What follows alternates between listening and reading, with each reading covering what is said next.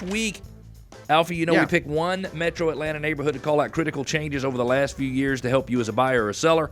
Identify where you might have a specific advantage in negotiations in the neighborhood. And this week, we're featuring Hampton Place in our neighborhood spotlight. So let's give a review of what's happened over the last few years. In 2016, Alfie, there were 16 homes sold. They sold at an average of $297,000 each, and they took 11 days to sell. 2017, there were 7 homes that sold.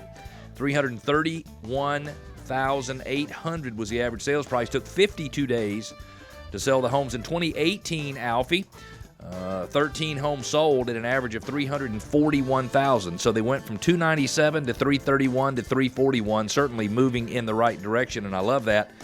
Year to date, this year in 2019, there have been 6 homes sold for an average sales price of $332,000. Doesn't mean that sales prices are going to go backwards for the entire year, but in 2019, the average sales price $332,000.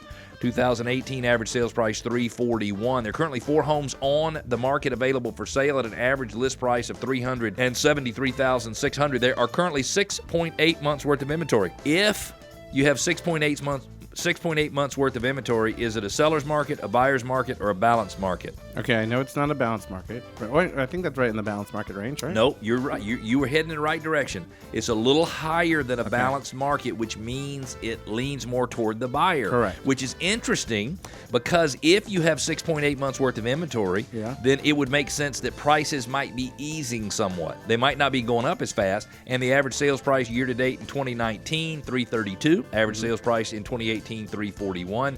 As of a couple of weeks ago, you had 6.8 months worth of inventory, which means it was a buyer's market. There's 245 homes in the neighborhood, plus or minus, which means, listen to this, Alfie, from 2012 to 2018, the equity of homeowners in the neighborhood went up $35 million. The average equity of homeowners in the neighborhood went up $35 million.